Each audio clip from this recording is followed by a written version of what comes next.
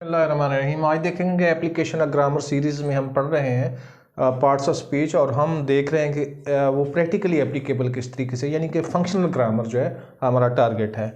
तो प्रेपोजिशन और कंजक्शन को हम देखेंगे क्योंकि नाउन और प्रोनाउन को पिछली वीडियो में हम देख चुके हैं जी। तो प्रेपोजिशन और कंजक्शन में अगर हम देखें आमने सामने लिखें तो प्रेपोजिशन जैसा कि इसके नाम से ही पता होता है कि अगर हम देखेंगे ये प्री पोजिशन, यानी प्री का मतलब है पहले और पोजिशन का मतलब है ये पहले आने वाली चीज़।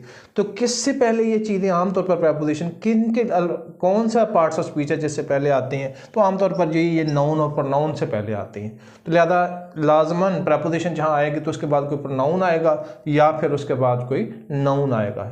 इसी तरह फ्रेज में कन्वर्ट कर दो, फ्रेज में कन्वर्ट कर लें, एक नाउन फ्रेज आएगी या फिर जो है इसी से रिलेटेड ग्रुप ऑफ वर्ड्स आएगा। तो लिहाजा प्रेपोजिशन ये है जी। और जब कंजक्शन को देखें तो अगर हम देखें जंक्शन का मतलब होता है कि जॉइन कर देना, बहुत सारी लाइनों का एक जगह आके मिल जाना, जिसको हम जैसे रेलवे जंक्शन कहते हैं। तो ये चीज़ों को इकट्ठा कर देता है। कंजक्शन का मतलब होता है जी को ज्वाइन कर देना, इकट्ठा कर देना। तो लिहाजा हमारे यहाँ इनके दरमियान बहुत नैरो सी एक लाइन होती है। वही वर्ड होता है किसी सेंटेंस में वो कंजक्शन के तौर पर आ रहा होता है और वही वर्ड होता है कहीं वो प्रेपोजिशन के तौर पर आ रहा है। तो हमें कैसे पता चलेगा कि कब ये प्रेपोजिशन के तौर पर आ रहा है और कब जो है ये कंजक्शन के तौर पर आ रहा है। कंजक्शन की दूसरी बात ये होती है कि ये रिलेटिंग वर्ड्स होते हैं, रिलेट करते हैं एक चीज़ को दूसरी की, और ये जो है जॉइनिंग वर्ड्स होते हैं, जॉइन करते हैं। अच्छा जी, जॉइन करते हैं। अगर कंजक्शन जॉइन करती है तो किसको जॉइन करती है?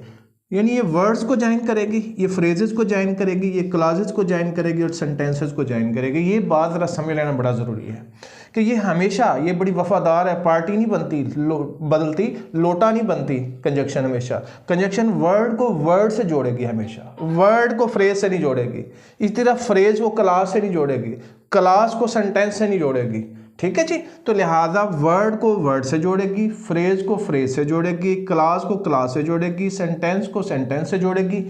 यही काम करेगी फ्रेज कंजक्शन जो है। तो लिहाजा कंजक्शन जो है इसको पहचानना बड़ा आसान है क्योंकि ये हमेशा इन्हीं अल्फाज में, वो अलग बात है आपको पता होना चाहिए कि वर्ड्स क्या हैं, फ्रेजेस क्या होती हैं, group of words which gives us incomplete sense, clauses क्या होती है which gives us complete sense, sentence जो होता है वो हर वक्त सेंस देता है। यानी एक सेंटेंस, हर सेंटेंस तो क्लास होता है लेकिन हर क्लास सेंटेंस नहीं हो सकती, क्योंकि क्लास जो है वो इंडिपेंडेंट क्लास भी हो सकती है और डिपेंडेंट भी हो सकती है। अगर वो इंडिपेंडेंट है तो सेंस देगी, डिपेंडेंट है तो सेंस नहीं देगी। बहरहाल इस डिटेल में अभी नहीं जाते, अभी हम दोनों के डिफरेंस की तरफ ही रहते हैं।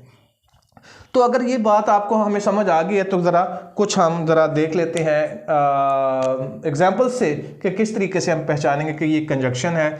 आई will meet him at his office और एट हिज हाउस। अब हम देखते हैं कि ये कंजक्शन है, तो यहाँ पे और एक यूज़ किया गया है। तो ये कंजक्शन है या प्रेपोजिशन है, किसके तौर पर यूज़ हुई है?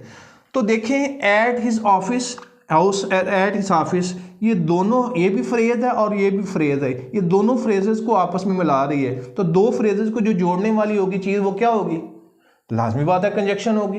तो लिहाजा यहाँ पे ये आर कंजक्शन के तौर पर यूज़ हो रहा है। दूसरे में देखें, ही सेड, ये सब्जेक्ट, ये वर्ब, यानी कि इधर आ गई क्लास, ही सब्जेक्ट, ये वर्ब, इधर भी क्लास आ गई। तो दो क्लासेस जोड़ रही हैं आपस में, तो जो दो क्लासेस को जोड़ेगी जो चीज़ वो क्या होगी? कंजक्शन होगी। लिहाजा यहाँ दैट कंजक्शन के तौर पर आ रही है। The line rain after the rat.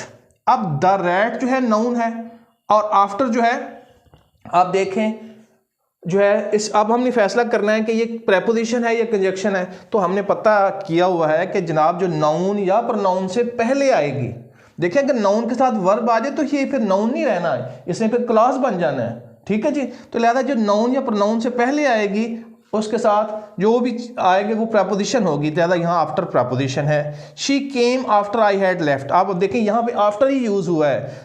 Subject verb clause बन गई, सब्जेक्ट वर्ब क्लॉज बन गई। तो ये दो क्लॉजेस को आपस में जोड़ रही है आफ्टर यहाँ पे आके। तो यहाँ पे ये कंजक्शन है, यहाँ पे ये प्रेपोजिशन नहीं है। इसी तरीके से I have not seen him since Monday, इसको भी आप ज़रा चेक कीजिएगा सिंस इसमें किसके तौर पर यूज़ हुआ है और यहाँ पे फॉर किसके तौर पर यूज़ हुआ है। ये दो सेंटेंसेस जो है हम आपकी जहानत की नज़र करते हैं कि आप अगर इस बात को समझ गए हैं तो क्या आप इसको कोप कर सकते हैं। Thank you.